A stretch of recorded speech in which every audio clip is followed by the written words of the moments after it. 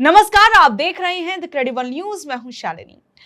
कल लोकसभा का माहौल एकदम अलग था। कल कांग्रेस सांसद प्रियंका गांधी ने मोर्चा संभाला और उन्होंने महिला आरक्षण बिल के नए ड्राफ्ट पर सवाल उठाते हुए कहा कि ये बिल महिलाओं को हक देने के लिए नहीं बल्कि राजनीतिक चालाकी के लिए लाया गया है। और उन्होंने तंज कसते हुए कहा कि बिल में ये लिखा है कि आरक्षण 2029 तक लागू होगा और इसके लिए 2011 की जनगणना को आधार माना जाएगा, जबकि पुराने बिल में नई जनगणना की बात थी। और सबसे ज्यादा चर्चा प्रियंका गांधी और गृह मंत्री अमित शाह के बीच हुए उस पल की हो रही है जिसने सदन का माहौल एकदम बदल दिया। प्रियंका गांधी ने अमित शाह की तरफ देखते हुए कहा कि अगर आज चाणक्य भी जिंदा होते तो वो चौंक जाते और आपकी कुटिलता यानी आपकी चालाकी की भी दाद देते। ये सुनकर अमित शाह भी मुस्कुराने लगे तो प्रियंका भी अपनी हंसी नहीं रोक पाई और हंसते हुए बोली, हंस रहे हैं देखिए गृह मंत्री अमित शाह, और इन्होंने पूरी तैयारी बना रखी है।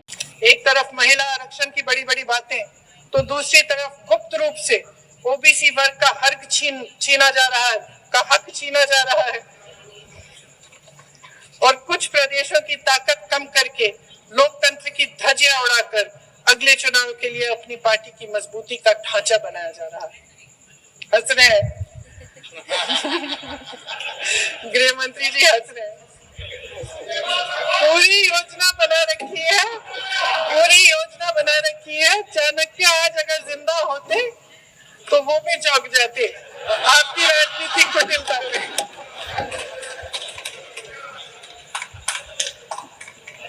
वहीं देखिए प्रियंका गांधी ने सरकार को घेरते हुए यह भी कहा कि बिना जातिगत जनगणना के सभी वर्गों को हिस्सा नहीं मिल सकता और सरकार नई जनगणना कराने से इसलिए डर रही है क्योंकि उसे पिछड़े वर्गों के असली आंकड़े सामने आने का डर है। और इसी नाराजगी में उन्होंने ऐलान कर दिया कि कांग्रेस इस बार बिल का समर्थन नहीं करेगी।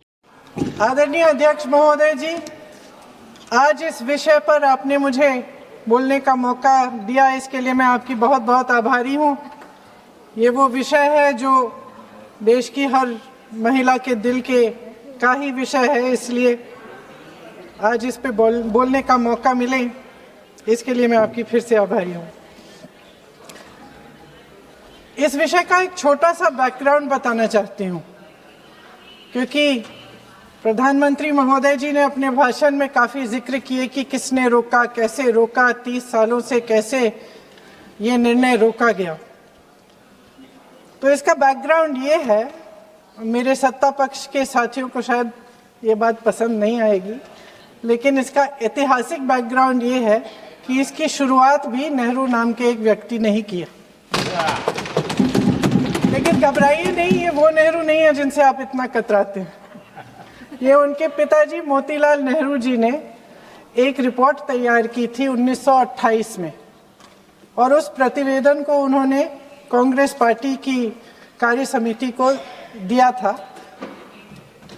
वो एक समिति के अध्यक्ष थे, उसमें उन्होंने 19 मूल अधिकारों की सूची बनाई थी। 1931 में सरदार पटेल जी की अध्यक्षता में कांग्रेस अधिवेशन हुआ था कराची में। उस कराची अधिवेशन में इस प्रस्ताव को पारित किया गया और वहीं से ये शुरुआत हुई कि महिलाओं का समान अधिकार हमारे देश की राजनीति में शामिल हुआ। उसी समय 1 वोट 1 सिटीजन 1 वैल्यू का सिद्धांत भी हमारी राजनीति में स्थापित हुआ।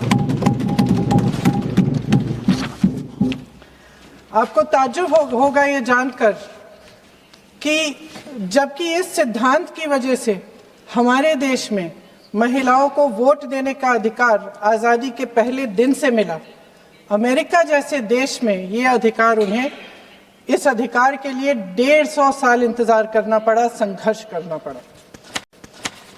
हमारे देश की राजनीतिक व्यवस्था में महिला आरक्षण लागू करना भी दुनिया में एक ऐसा ही अनोखा कदम था। पंचायतों और नगर पालिकाओं में 33% आरक्षण का प्रावधान भी भारतीय राष्ट्रीय कांग्रेस की सरकार ने स्वर्गीय राजीव गांधी जी के नेतृत्व में सदन पटल पर पहली बार पेश किया, मगर उस समय ये प्रावधान पारित नहीं हो पाया। आज आदरणीय प्रधानमंत्री महोदय जी ने भी इसका जिक्र किया, लेकिन हमेशा की तरह उन्होंने आधी बात बोल दी। उन्होंने कहा, सदन को ये बताया कि विरोध करने वाले कौन थे, उन्होंने ये नहीं बताया। उन्होंने कहा कि इसका विरोध हुआ, कौन किसने विरोध किया और नहीं बताया। विरोध तो आप ही ने किया था, भाजपा ने किया। कुछ सालों बाद स्वर्गीय श्री पीवी नरसिम्हा राव जी के नेतृत्व में कांग्रेस सरकार ने इस कानून को सदन में पारित करके लागू किया।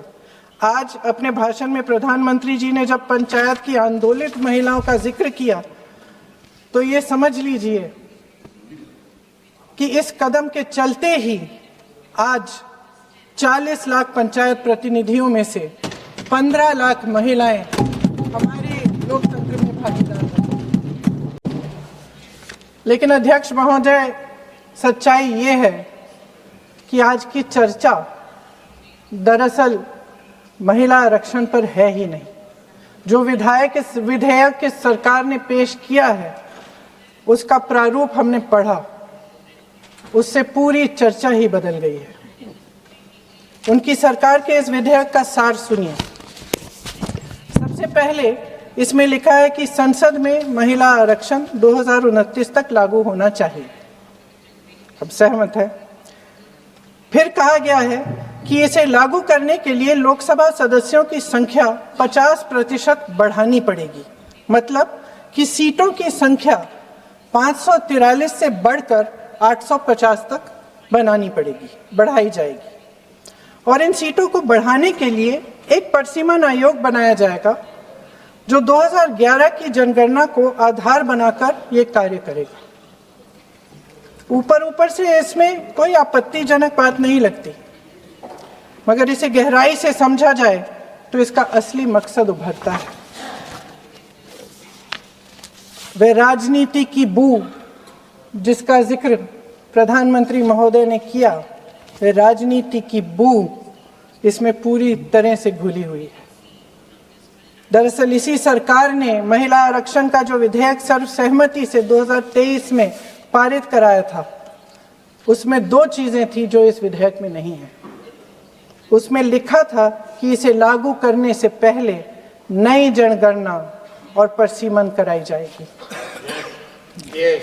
अब अचानक क्या हो गया? मन बदल गया। वही सरकार पुराने आंकड़ों के आधार पर क्यों आगे बढ़ना चाह रही है, और इतनी जल्दबाजी क्यों? अध्यक्ष महोदय, ये हमारे देश की सच्चाई है कि प्रतिनिधित्व का सवाल जनसंख्या के सवाल से जुड़ा हुआ है।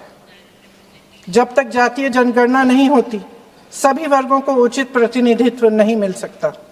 यह अनिवार्य है। ये सरकार 2011 की जनगणना पर आगे बढ़ना इसलिए चाहती है क्योंकि इस जनगणना में ओबीसी वर्ग की संख्या ही नहीं है। -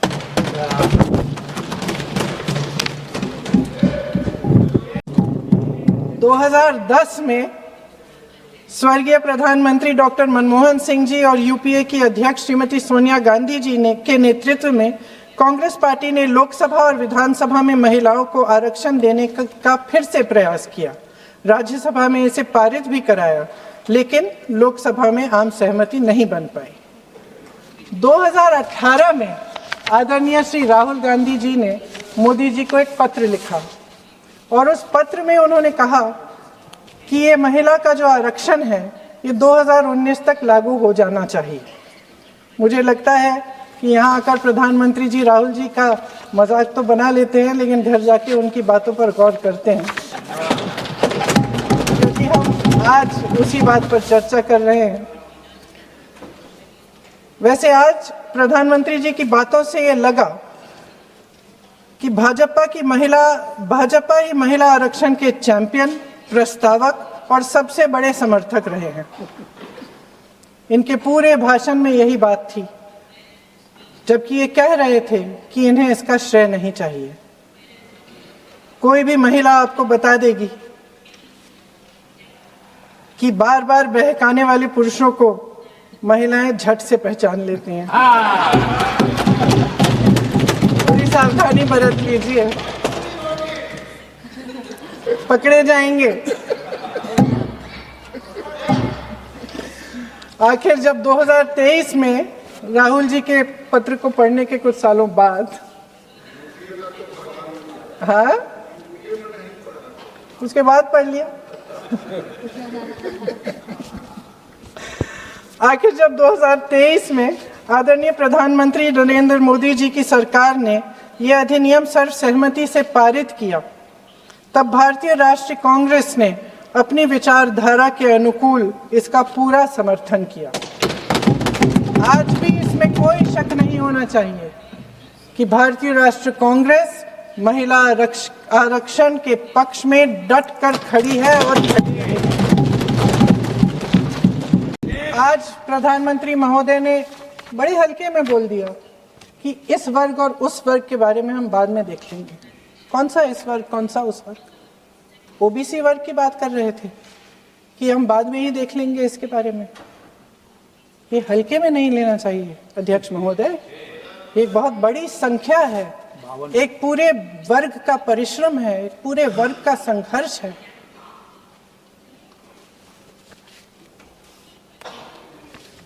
इसे टेक्निकल मुद्दा बता के उन्होंने अपना पल्ला झाड़ दिया। हम इनकी मांग कर रहे हैं, हम इनकी ज़रूरतों को आगे कर रहे हैं, हम कह रहे हैं कि इनको भी अपना हक मिलना चाहिए, और प्रधानमंत्री जी ने उसको एक टेक्निकल मुद्दा बता दिया। हमारे प्रधानमंत्री महोदय किस बात से घबरा रहे हैं? इसी बात से ना कि जब नई जनगणना होगी तो इस ओबीसी वर्ग के असली आंकड़े निकलेंगे और उसमें पता चलेगा कि ये वर्ग कितना मजबूत है, कितना बड़ा है, और उसके हक को कोई नकार नहीं पाएगा। 2011 की जनगणना को परसीमन का आधार बनाकर प्रधानमंत्री जी ओबीसी वर्ग की ये हक छीनना चाहते हैं। उनके साथ एक बहुत बड़ा अन्याय करने जा रहे हैं। अध्यक्ष महोदय, कांग्रेस पार्टी कभी नहीं होने देगी। शायद हम आदरणीय प्रधानमंत्री महोदय जी से आज ये उम्मीद नहीं रख सकते, क्योंकि वह समस्याओं से घिरे हुए हैं। उन पर अंतर्राष्ट्रीय दबाव बहुत है। महिला आरक्षण जैसे ऐतिहासिक कदम को उन्होंने सत्ता को बनाए रखने का एक कमजोर बहाना बना दिया है। जाति जनगणना को नकारते हुए एक ऐसी संसद बनाना चाहते हैं जिसमें सिर्फ अभिव्यक्ति और चर्चा का ही अभाव नहीं होगा, बल्कि पिछड़े वर्गों और प्रदेशों की समानता का भी अभाव होगा। हमारी मातृभूमि की अखंडता का आधार है one citizen, one vote, one value. अलग अलग राज्यों का दर्जा बगैर किसी संवैधानिक प्रक्रिया के तय करना इस अखंडता पर वार है। इससे हम कैसे सहमत हो सकते हैं? अध्यक्ष महोदय, इन्हीं 543 लोकसभा क्षेत्रों में से महिलाओं को 33% आरक्षण क्यों नहीं दिया? अगर पद खोने का डर नहीं है तो कुछ लोग अपना पद खो लें।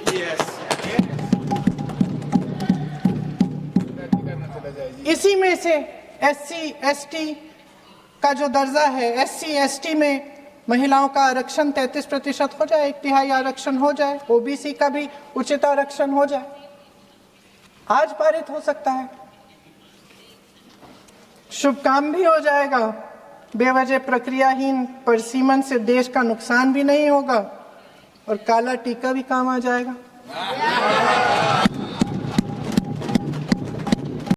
आदरणीय प्रधानमंत्री महोदय जी, इस देश की महिलाओं का वाकई आप सम्मान करते तो उनका राजनीतिक इस्तेमाल न करते। ये आपकी हस्ती, आपके पद, उसकी गरिमा और आपके दायित्व के प्रतिकूल है। आपने ही कहा था कि भारत की हर नारी का ये हक है, उसका अधिकार है, किसी की मेहरबानी नहीं।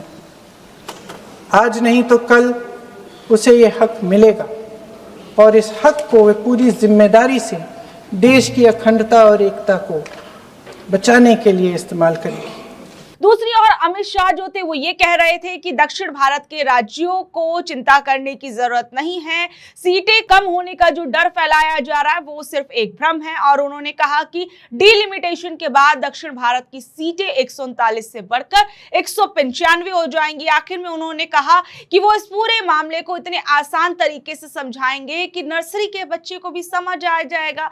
लेकिन बहरहाल आप समझ सकते हैं कि इस पूरे डिलिमिटेशन वाले मामले पर काफी ज्यादा बवाल मचा हुआ है। तो बहरहाल अब आप लोग इस बारे में क्या कुछ कहेंगे, नीचे दे कमेंट बॉक्स में अपनी राय जरूर बताइएगा। और ऐसी अपडेट से जुड़े रहने के लिए देखते रहिए द क्रेडिबल न्यूज। मैं हूं शालिनी, धन्यवाद।